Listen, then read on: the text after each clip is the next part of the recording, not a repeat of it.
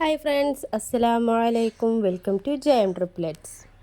അപ്പോൾ ഞാൻ വന്നിട്ടുള്ളതേ നല്ലൊരു ഹെൽത്തി ആയിട്ട് നമുക്ക് പെട്ടെന്ന് തന്നെ ഉണ്ടാക്കാൻ പറ്റുന്ന ഒരു പാലുവാഴത്തിൻ്റെ റെസിപ്പിയുമായിട്ടാട്ടോ. അപ്പോൾ എല്ലാവരും വീഡിയോ സ്കിപ്പ് ചെയ്യാതെ മുഴുവനായിട്ട് കാണാൻ ശ്രമിക്കണം കേട്ടോ. അപ്പോൾ നമുക്ക് വീഡിയോയിലോട്ട് കടന്നാലോ.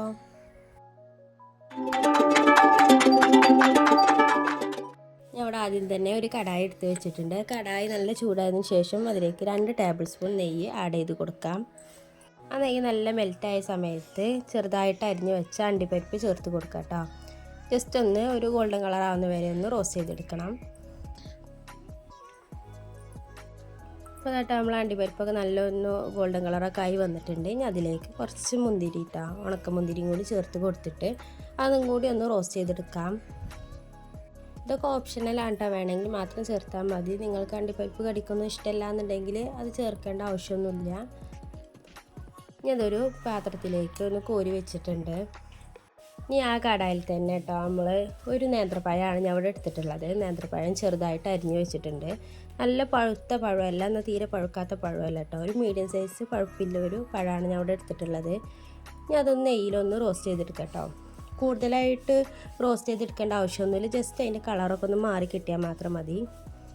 കൂടുതലായി റോസ്റ്റ് ചെയ്തെടുത്താൽ അതൊന്ന് ഉടഞ്ഞു പോകും കേട്ടോ. ഉടഞ്ഞു പോയതിൻ്റെ രസം ഉണ്ടാവില്ല. ഇടയ്ക്കിടയ്ക്ക് കടിക്കാനാണ് ഈ പഴം നമ്മൾ ഇതിലേക്ക് ഇടുന്നത്. അപ്പോൾ അതാക്കുന്ന പഴം ഇവിടെ ആയിട്ടുണ്ട്. അതും കൂടി ഒരു പാത്രത്തിലേക്ക് മാറ്റി കൊടുത്തിട്ടുണ്ട് കേട്ടോ. ഞാൻ പാനിൽ തന്നെ ഒരു ഗ്ലാസ് വെള്ളം ഒഴിച്ച് കൊടുത്തിട്ടുണ്ട് കേട്ടോ. നല്ലോണം തിളക്കാൻ വെച്ചിട്ടുണ്ട്.